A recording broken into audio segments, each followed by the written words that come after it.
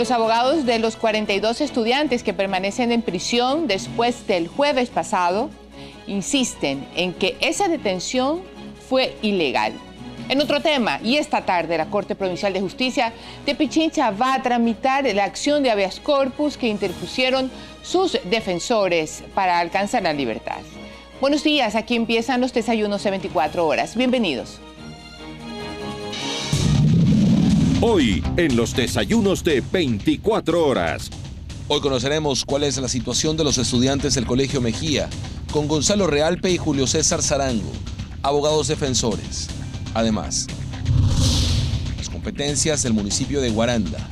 El tema será tratado con su alcalde, Ramses Torres.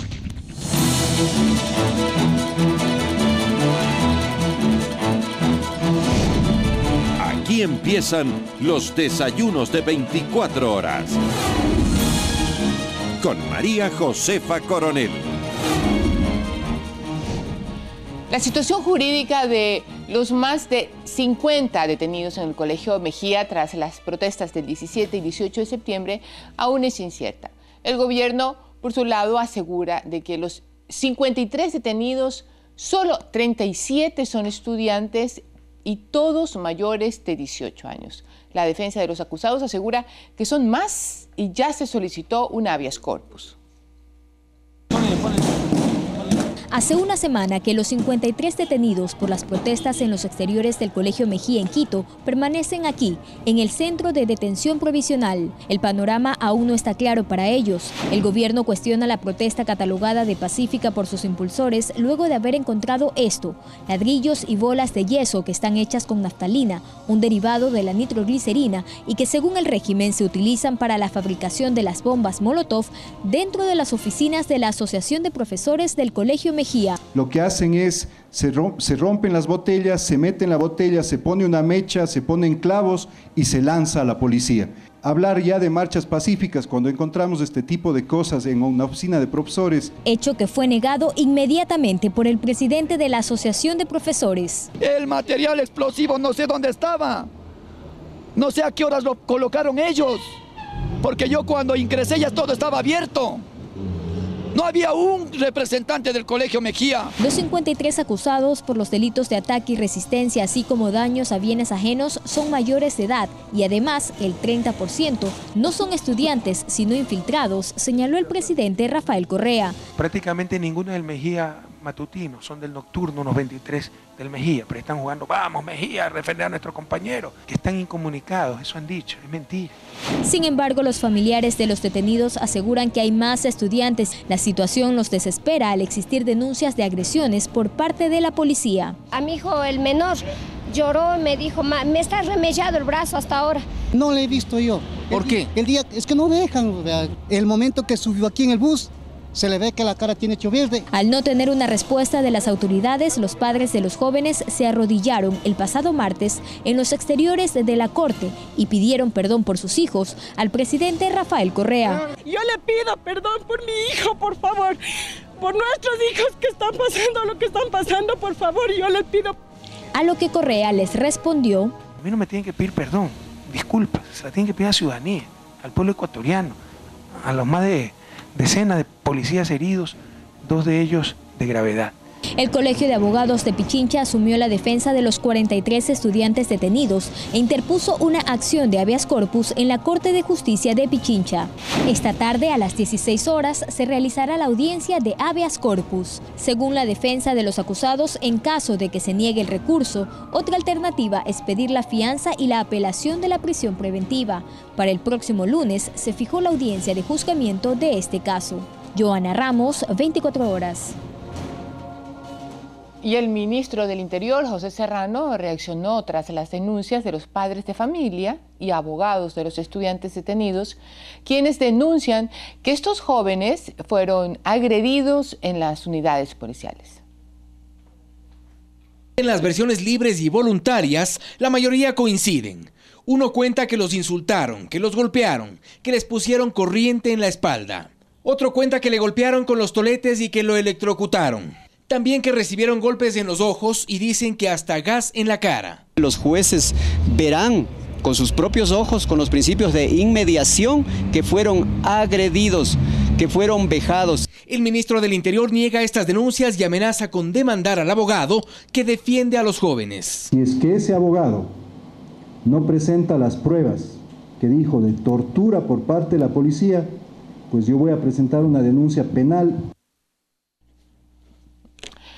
Es increíble, y para saber qué tipo de pruebas ya tienen que estar reclutando los abogados, nos acompañan ellos, los abogados Gonzalo Realpe y Julio César Sarango, defensores de los estudiantes. Ante esta amenaza del ministro Serrano, seguro que ustedes ya están teniendo aglutinando todas las pruebas que el ministro Serrano dice que solo así les perdonará el hecho que los puede demandar. Bueno, gracias María Josefa por la entrevista, un agradecimiento a este canal, a toda la audiencia. Bueno, simplemente nosotros lo que estamos realizando, todo apegado a derecho, a la Constitución y al Código Orgánico Integral Penal y a los tratados y convenios internacionales. Los muchachos han ido a declarar ante el fiscal, a rendir su versión sobre los hechos que sucedieron el 18 de septiembre del 2014, en horas de la noche. Claramente ellos han manifestado lo que ocurrió. Ellos tienen la protección del artículo 5, numeral 1 y numeral 3 del Código Integral Penal, que dice: ellos deberán informar cómo fueron tratados después de su privación de la libertad.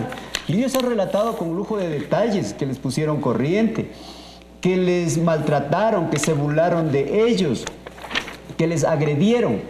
Exclusivamente, los señores policías violaron el artículo 6, numeral 1 del Código Integral Penal, que dice: cuando una persona es detenida, inmediatamente deben ser llevados ante su juzgador y en el plazo de 24 horas se realizará la audiencia de flagrancia o de formulación de cargos. En el caso que nos ocupa, nosotros como abogados y yo como abogado defensor representando al Colegio de Abogados de Pichincha, hemos actuado estrictamente apegados a derecho, apegados a la Constitución. Nosotros hemos denunciado que existen agresiones, existen vejaciones, inclusive consta dentro del proceso los informes médicos del Ministerio de Salud, en donde claramente se demuestra que existió agresión en el momento y después de la detención. Es muy claro, es muy concreto, donde constan, pues ayer se pudo verificar que hay detenidos que inclusive los ojos todavía tienen pura sangre, moretones en todo el cuerpo. Hay muchos detenidos que están todavía evidentes las agresiones de que fueron objeto. Nosotros estamos cumpliendo con el artículo 5.1 del Código Integral Penal, de tal manera que la Constitución garantiza que los detenidos no deben ser incomunicados, que deben comunicarse con un familiar o con su abogado de confianza para ejercer su derecho a la defensa. Están incomunicados en todo caso y según las autoridades no se viola ninguna constitución. Bien, vamos con Gonzalo Realpe. Gonzalo, usted tiene listas las pruebas porque el ministro Serrano lo va a demandar por decir que sus clientes han sido golpeados por la policía. Y pues si el Estado, un funcionario público demanda a un ciudadano, ya tenemos algunos ejemplos para poder imaginarnos cómo pueden terminar esos juicios. ¿Tiene listo ya las pruebas? Las evidencias y las pruebas dentro del proceso constan ya desde la misma noche en que ellos fueron detenidos, es decir, en la audiencia de formulación de cargos, los mismos médicos legistas, médicos del Ministerio de Salud que están en el departamento de flagrancia, determinan en más de 61 exámenes médicos legales que los estudiantes fueron golpeados salvajemente. Mire usted, vamos a la foja 4 que consta en el proceso judicial. Dice, en región simpsomática derecha, una escoriación de 5 o 3 centímetros. Otra, en rodilla derecha una escoriación, al azar le estoy indicando. En cuero cabelludo de región parietal izquierda una herida saturada. En región temporal izquierda un hematoma de 3 centímetros de diámetro. En tercio inferior posterior de brazo izquierdo una zona esquimótica. Y todos estos reconocimientos médicos Todos estos exámenes son hechos por los empleados del Ministerio de Salud, por médicos que están en la unidad de flagrancia, además de los reconocimientos médicos. Tenemos también que denunciar que el procesado, el señor Luis Fuertes, por un golpe le sacaron este diente. Este diente le sacaron de un toletazo en la boca. A este joven, los mismos médicos legistas, los médicos que le visitaron en el CDP, manifiestan que de manera urgente él tiene que hacerse una cirugía plástica en su boca. Abogado, ¿cómo usted pudo conseguir ese diente si están incomunicados? Me entregó ayer en la tarde el procesado, yo me estoy entrevistando permanentemente con los detenidos. Okay. Este diente me entregó el día de ayer en la tarde el señor Fuertes, procesado. Un joven que estuvo en las manifestaciones y que fue... ¿Qué edad tiene su cliente? ¿Qué edad tiene el dueño del diente? 21 años aproximadamente. ¿Es estudiante? Y tiene toda la... ¿Es estudiante? Es egresado del Colegio Mejía. Él ya no es estudiante, pero estuvo participando en las manifestaciones y fue detenido, está dentro de los 60 procesados.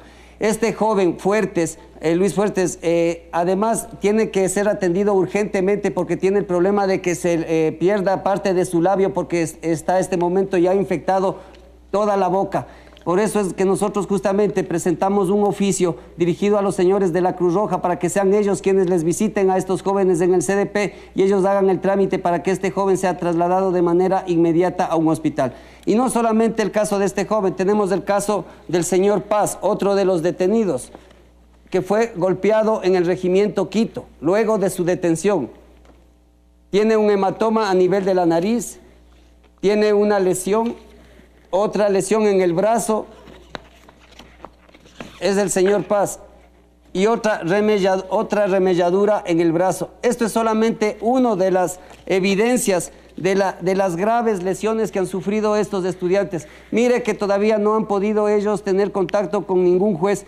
En el día de la audiencia de formulación de cargos con el juez de garantías penales, entre comillas garantías penales, a estos jóvenes no se les dejó ni siquiera hablar. En las condiciones que se hizo esa audiencia de formulación de cargos, muchos de ellos estaban todavía con su ropa ensangrentada, con gasas. Había un estudiante que estaba puesto, vendado solamente con un trapo, los 3 dedos que le habían quebrado. Todo esto consta como manifiesto en los reconocimientos médicos legales que los mismos empleados judiciales en la unidad de flagrancia les hicieron a estos jóvenes. Además de eso, constan ya las versiones de más de 40 estudiantes donde de manera unísona, de manera concordante, todas ellas entre sí manifiestan que luego de su detención no fueron trasladados a flagrancia, sino fueron trasladados al regimiento Quito. Pregunto, ¿a qué fueron al regimiento Quito desde las 10 de la noche hasta las 6 de la mañana? A estos jóvenes se les hizo dormir o amanecer toda la noche en la intemperie, en el patio de este regimiento Quito. Nosotros estamos llamando a que rindan versiones los policías y en especial al coronel jefe del regimiento Quito para que indique por qué permitió que a estos estudiantes se les haya recibido en este recinto policial y por qué se les tuvo toda la noche en la intemperie sentados recibiendo amenazas, vejámenes que estos estudiantes en sus versiones lo han manifestado. El día de hoy, en la audiencia de la acción de habeas corpus que tenemos, estos jóvenes van a tener la posibilidad de decirles a los jueces qué realmente pasó, de mostrar a los jueces, a la prensa nacional y a la opinión pública las graves lesiones que todavía mantienen ellos en sus cuerpos. El día de hoy yo les he pedido a los jóvenes que hablen ante los jueces ya sin temor de amenazas ni de ninguna otra cosa y que manifiesten claramente cuáles y cómo fueron tratados en el regimiento Quito y a partir de su detención. ¿Y qué dicen ellos? ¿Han estado casi, 6 horas, 7 horas en regimiento Quito? ¿Haciendo qué? Mire, ellos fueron detenidos entre las 9 y 9 y media de la noche del día jueves en las ¿Qué hicieron ahí hasta las 6 de la mañana según ellos? Ya, tome en cuenta que la mayoría de los detenidos fueron cogidos en el interior del Colegio Mejía, cuando las autoridades permitieron el ingreso de la policía en el interior del colegio. Muchos de ellos ni siquiera participando en las manifestaciones, otros lógicamente que participando de manera pacífica en estas manifestaciones. Les trasladan al regimiento Quito a partir de las 10 de la noche hasta las 6 de la mañana, les tienen sentados en el suelo, en el patio del regimiento Quito, en donde según versiones de estos estudiantes se les insultaba, cuales amenazaban a las madres con epítetos lógicamente impublicables. Muchos de ellos, había habido un policía que le había dicho a un estudiante: yo le conozco a tu mamá conmigo hizo esto, este otro, y este muchacho se puso a llorar y el policía le pateó, le dijo: ¿por qué lloras? Tal y tal. En todo ese tipo son agresiones psicológicas. Agresiones psicológicas que están prohibidas por la Convención contra la Tortura y otros tratos de penas crueles e inhumanos o degradantes, convenio internacional del cual el Ecuador es suscriptor, en donde da claramente el concepto de qué es tortura. Y yo me voy a permitir que ustedes, no digo yo, dicen los tratados internacionales qué es tortura. Dice: a los efectos de la presente convención se entenderá por el término tortura todo acto por el cual se inflija intencionalmente a una persona dolores o sufrimientos graves, ya sean físicos o mentales, con el fin de obtener de ella o de un tercero información o una confesión, de castigarla por un acto que haya cometido. Sí, gracias. Vámonos al otro lado y pongámonos un ratito en el zapato de la ciudadanía y de los funcionarios públicos y también de la policía. Hay imágenes que demuestran que hay personas que cogen un pedazo de cemento, una baldosa, un bloque de la plaza, la arrancan y quieren lanzarle a la cabeza de un policía. Y creo que el presidente, si no me equivoco, dijo que era la persona que estaba en peligro una mujer, una policía mujer. ¿Eso, según ustedes, es un acto de protesta? ¿Es un acto penado por el derecho penal? Primero quiero indicarle, señorita periodista, que los estudiantes del Mejía no estuvieron en San Francisco. Esos actos de sacar las piedras fue exclusivamente en San Francisco. Nuestros clientes están procesados por las manifestaciones en el Mejía. En estas manifestaciones del Mejía solo hubo daños materiales. Es más, sus clientes no estuvieron en la plaza y ese hecho no tiene nada que ver con lo sucedido con los jóvenes. Nuestros clientes están siendo sancionados por un delito de daño ajeno o daño a la propiedad, tipificado en el artículo 204 del COIP. A ellos se les acusa solamente por haber cometido daños.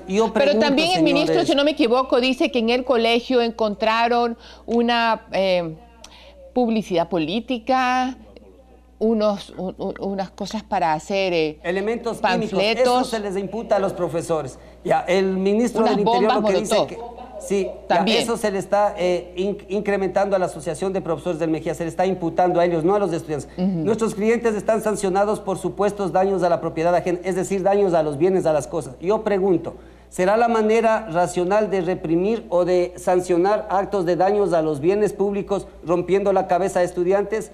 ¿Cuál es el bien superior? Preguntamos, ¿el Estado está obligado a cuidar el bien superior, a cuidar que valen más los bienes o la integridad física de las personas? En el caso no consentidos, que nuestros clientes hubieran hecho daños a los bienes públicos, a la propiedad ajena, ¿será la manera de enjuiciarles a estos jóvenes, haberles roto la cabeza, sacado dientes, fracturándoles los dientes y posteriormente tenerles en un recinto policial desde las 10 de la noche hasta las 6 de la mañana? Eso vamos a dejar a la opinión pública que piense si estamos equiparados. Esa es la manera de sancionar delitos por cuidar el bien jurídico de los bienes, en vez de cuidar algo más importante que es la integridad física de las personas, más aún de jóvenes estudiantes. Gracias a ambos, se me acaba el tiempo, no puedo seguir conversando con todos, pero en todo caso vamos a estar muy pendientes de lo que sucede alrededor de los hechos de la protesta.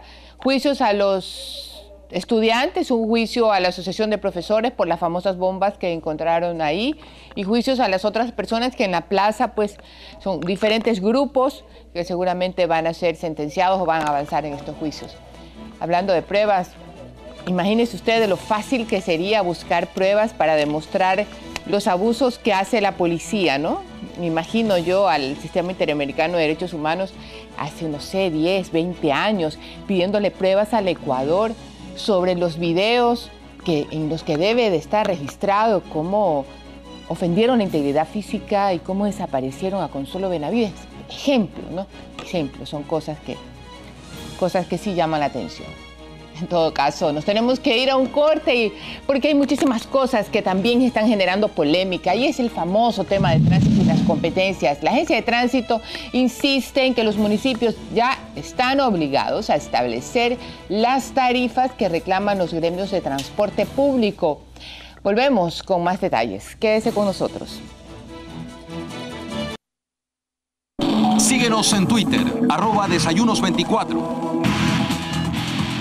o puede escribirnos a desayunos@teleamazonas.com.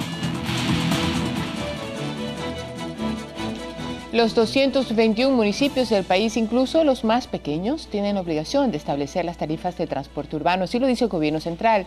Aunque el plazo para asumir las competencias concluye en 4 meses, solo algunos han cumplido con esta disposición. Asumir las competencias de tránsito ya no es una opción. Los 221 municipios en el país deben tomar el control, algunos de forma total y otros parcial. El plazo ya pasó y solo 39 han cumplido. 70 lo harán hasta finales de septiembre y 111 hasta enero del 2015, aunque algunos ya han pedido prórroga. Guayaquil es uno de los 7 municipios que está en el modelo de gestión A y el único de este grupo que no ha asumido totalmente estas atribuciones. Quito, Cuenca, Loja, Manta, Ibarra y Ambato están en esta categoría también. ¿Pero qué significa estar en la A? Quiere decir que adoptarán todo el manejo de tránsito, la revisión técnica, los títulos habilitantes, que incluye la entrega de permisos de operación y también lo que está en discusión actualmente, la fijación de tarifas de transporte urbano. Además, ellos manejarán el control operativo, que significa, entre otras cosas, el tener vigilantes en las calles. Los 10 municipios que están en el modelo de gestión B tienen la revisión técnica y los títulos habilitantes. Los 204 cabildos restantes están en el modelo C, que solo van a recibir títulos habilitantes. Es decir, todos los GATS tienen capacidad y deben decidir sobre las tarifas de los pasajes. Se establecieron las diferentes categorías, obviamente en cuanto al tamaño de la población, cantidad de habitantes. Yaguachi es un cantón de la provincia del Guayas que está dentro del modelo de gestión tipo C, es decir, ellos únicamente recibirán las competencias por títulos habilitantes. Esto incluye que podrán decidir sobre si aumentan o no las tarifas de transporte urbano, pero aquí ocurre algo poco habitual. Transporte urbano interno a través de buses no existe. Lo que sí hay aquí son tricimotos por todos lados, las que por cierto ni siquiera tienen permiso de operación. En Yaguachi aún no asumen el control de tránsito y quieren hacerlo en mancomunidad con Milagro y Juján. Tampoco han recibido aún los recursos económicos por parte del gobierno central. En ellos se excusan los alcaldes de las ciudades que aún no tienen las competencias. Si los GATS no siguen con el cronograma establecido, pueden ser sancionados por el Consejo Nacional de Competencias. ¿Cuál es la misión de la Comisión de Tránsito del Ecuador? Controlar el tránsito en las carreteras, en las redes viales de todo el país. Dayana Monroy, 24 horas. Damos la bienvenida a esta hora al alcalde de la ciudad de Guaranda, Ramsés Torres. Buenos días, gracias por estar aquí con nosotros. Si no me equivoco, Guaranda tiene categoría C, pero eso no la excluye de también el propósito de fijar las tarifas en el transporte urbano. Sobre ese punto, ¿cómo van las gestiones realizadas por usted? Bueno, el saludo fraterno. La fijación de tarifas nos corresponde. Hemos asumido con responsabilidad la competencia de tránsito en la categoría C. Esto refiere certificados y títulos habilitantes y exigimos los niveles de corresponsabilidad también del gobierno nacional. Nosotros no rehuimos la responsabilidad, pero también exigimos los niveles de corresponsabilidad que tiene que tener el gobierno nacional. Y en el tema de tarifas, pero por supuesto que vamos a definir las tarifas, vamos a definir y en atención a la política y a la estructura tarifaria que está siendo establecida desde la Agencia Nacional de Tránsito. ¿A partir de qué fecha o qué plazo tienen? Por ejemplo, en Quito han usado la metodología de mesas de diálogo. ¿Ustedes han usado alguna metodología que tenga un plazo? Bueno, nosotros estamos en los próximos días convocando a los transportistas y en lo que refiere al transporte comercial en taxis convencionales, al de carga liviana y al transporte comercial escolar institucional, para que nos podamos reunir y analizar de manera objetiva y sobre todo sensible, porque lo nuestro va a ser defender el bolsillo de las y los ecuatorianos en función del país, pero en nuestra jurisdicción de guarandeños y guarandeñas. Creemos necesario de que el diálogo sea el que posibilite llegar a acuerdos y a consensos en atención a la fijación de las tarifas, que reitero, es una responsabilidad que la hemos asumido y lo hemos asumido con toda la responsabilidad del caso. ¿Hay alguna característica especial que pueda eventualmente necesitar más atención de la cooperación del gobierno central en tema de transporte urbano y en este proceso de descentralización? Bueno, un tema, y en lo que refiere a la estructura y política tarifaria, habrá que definir o redefinir el tema subsidiario, el tema de los subsidios. Nosotros creemos de que este no ha sido un invento desde los gobiernos autónomos centralizados. Esta ha sido una decisión gubernamental, el atender con subsidios el tema de la tarifa en el transporte urbano. Y esta es una situación que tiene que definirse de manera clara, ¿no es cierto? El tema de los subsidios para posibilitar que el régimen tarifario no vaya a generar una situación de malestar en el ciudadano y en la ciudadana en cuanto a la definición ya de las tarifas, ¿no? Porque siendo una responsabilidad nuestra, que la asumimos, reitero, con toda esa responsabilidad, es necesario redefinir el tema de orden subsidiario. Y para eso en particular, ¿tienen ya una reunión establecida con el gobierno central o algunos parámetros o una agenda de diálogo? Bueno, después de la reunión de Guaranda hemos hecho una declaración y hemos conminado de la manera más respetuosa al gobierno nacional posibilitar un diálogo posible que nos permita llegar a acuerdos y a consensos. El Ecuador no está en blanco y negro, el Ecuador tiene una gama de grises, el Ecuador es multicolor y en esas circunstancias anhelamos posibilitar ese diálogo. Más allá de las diferencias, María Josefa, yo creo que las diferencias hay que respetarlas, pero las coincidencias, yo quiero parafrasearle al compañero presidente de la República, cuando en más de una oportunidad ha referido de que muchas más son las coincidencias que nos unen a ninguna diferencia posible que nos pueda separar, y en esas circunstancias hay que sentarnos a dialogar, conversar y llegar a acuerdos en función de los ecuatorianos y las ecuatorianas. Hablando de consensos y espacios, ¿qué fue lo que convocó la declaración de Guaranda y cuáles fueron más o menos los acuerdos a los que llegaron? Bueno, fundamentalmente la unidad en la diversidad de los ecuatorianos y las ecuatorianas. Esta no fue una reunión de oposición. Yo quiero ser enfático en aquello. Fue propositiva, de proponer. No hay nada de malo en que nos reunamos, en que nos organicemos y en que posibilitemos consensos en función del país, de los seres humanos que habitamos el Ecuador.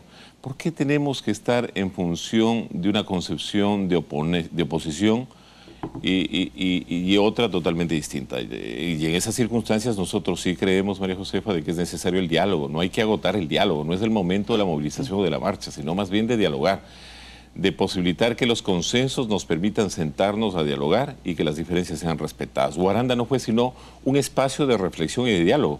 Guaranda, la tierra añorada, este hogar de fe, de amor y esperanza, en el que renace la esperanza posible de una unidad que sea pragmática, no lírica.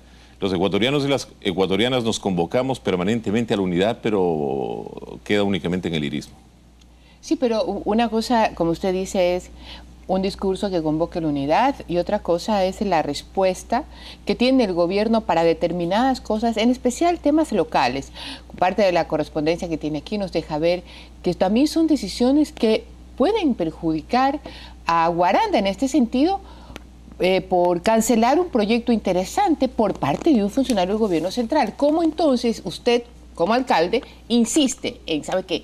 No miremos lo que nos separa, miremos lo que nos une en la práctica. Y en este particular problema, ¿qué haría usted? A ver, yo quiero denunciarle al país que no quisiera pensar que esta sea una retaliación política. Sin embargo, 5 días después de la reunión o del cónclave de Guaranda, de la declaración de Guaranda, el ministro renunciante Paco Velasco, cancela el proceso de contratación por licitación para la recuperación del eje de identidad en la ciudad de Guaranda. Un proyecto de $6.136.000. Yo reitero, no quisiera creer que esta sea una retaliación política, porque no se le está haciendo daño al alcalde de Guaranda. Pero en las resoluciones de orden público tiene que haber una motivación, una consideración anterior. Eso es lo que más nos extraña. Claro, eso es. Que la motivación refiere que no persiste la necesidad, es decir, que no persiste la necesidad en cuyo caso se archiva y se cancela. O sea, me parece un absurdo. No persiste la necesidad de hacer el proyecto. Que después de que el propio ministro renunciante, Paco Velasco, refiere en el penúltimo considerando que si aprueban los pliegos y se inicia el proceso, en el final considerando refiere de que no persiste la necesidad. Ya no hay la necesidad. Como que a los guarandeños y las guarandeñas no tenemos la necesidad de una obra tan importante y trascendental. Guaranda es una ciudad patrimonial. Guaranda no solo es el carnaval o la fiesta carnestolenda. Entonces, ante cosas como esa, ¿cómo decir, bueno, señores, mire, yo hace un rato decía que era importante el diálogo, yo quisiera que usted nos sentemos a conversar para ver de qué manera lo revoquen.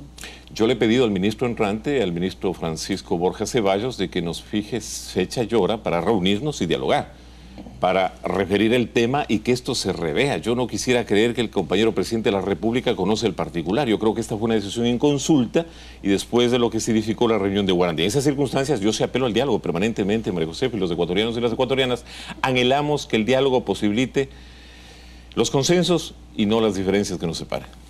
Gracias por estar con nosotros aquí esta mañana hablando sobre la competencia de tránsito y cómo cada una de nuestras ciudades lo va asumiendo de manera obligatoria, pero también tiene que ser progresiva. Nos tenemos que ir a un corte, ya volvemos.